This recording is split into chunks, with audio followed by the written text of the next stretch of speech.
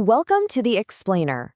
Today, we're jumping into this incredible myth about a judge so impartial that not even a god could get away from his verdict. It's a powerful story about the real cost of arrogance and, the tough road to humility. So it all starts with this one big idea. The deity Shani is the absolute final judge of our current era, the Kaliyuga. You can think of him as the ultimate cosmic law. His judgment is the final word. And as we're about to see, absolutely no one, not even the sun god himself, is above that law. To really get why Shani's justice is so, fierce and unbending, we've got to rewind all the way to the beginning, to his really dramatic and honestly pretty traumatic origin story.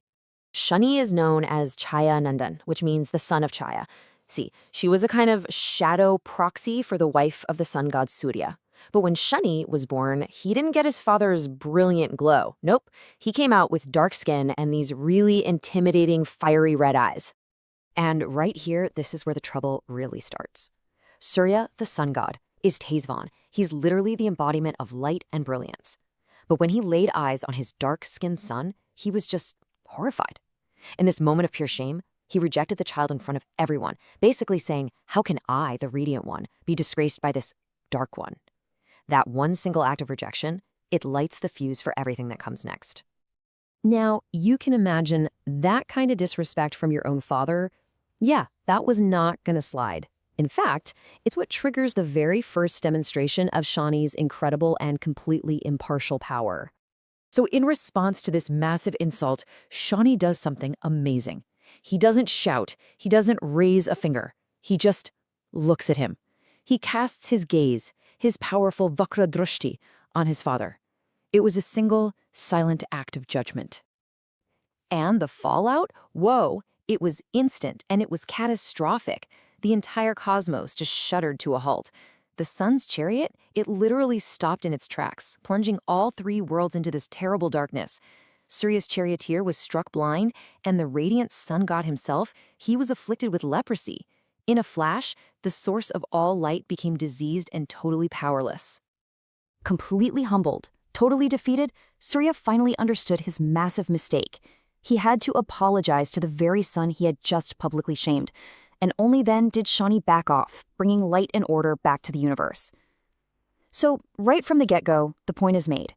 Shani's justice is swift and it is absolute. Okay, so we've seen how this works in the divine realm. Now let's see how this same theme of justice plays out with us mortals, down in the court of a great king where arrogance once again shows up with some pretty devastating results. We're heading to the prosperous city of Ujjaini. It's ruled by the very devout King Vikramaditya. Now, this guy was a huge devotee of Lord Shiva, known for being super wise and pious. So one day, he gets all of his wisest scholars together in his royal court.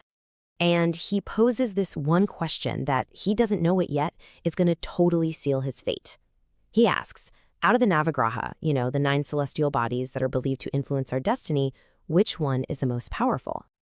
So, one by one, each scholar gets up and makes their case. They praise the sun for bringing fortune, the moon for prosperity, Mars for fulfilling desires. You get the picture. But then, one scholar argues that Shani is the greatest of all, the ultimate judge, the one that even his own powerful father Surya had to bow down to. Well, when King Vikramaditya hears this, he just explodes with scorn. How can he be the greatest, he scoffs, the one who disrespected his own father? He completely dismisses Shani, calling him a sinner, publicly mocking the very deity his scholar just praised. He just lets his pride do all the talking. An insult that loud, that public, spoken from a place of such arrogance, it doesn't just disappear into thin air. It gets heard. And Shani appeared in the court almost instantly, not to argue, but to deliver a pretty chilling warning. Shani's message was so direct and so terrifying. He just says, "O king, I will teach you a lesson. I am coming for your zodiac sign."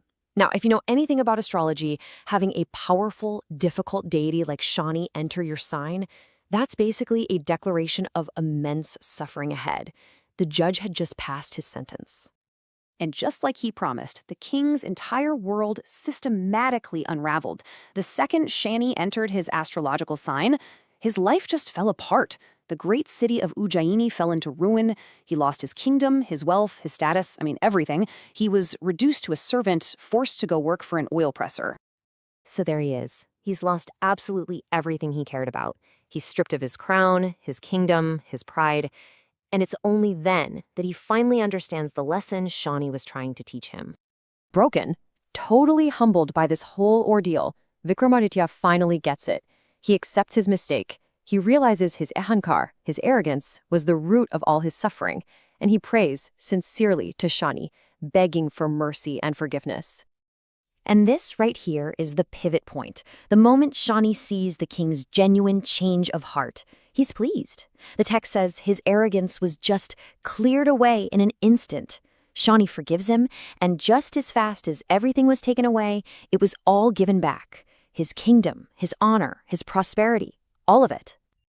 So what's the big takeaway from all of this? The story is incredibly clear. It's teaching us that arrogance is basically a debt that will always get collected, and usually with some pretty steep interest. It shows us that real justice doesn't care if you're a god or a king. Everyone's held to the same standard. And maybe the most important thing, it reframes hardship. It's not just punishment. It's a powerful, if painful, way to destroy the ego.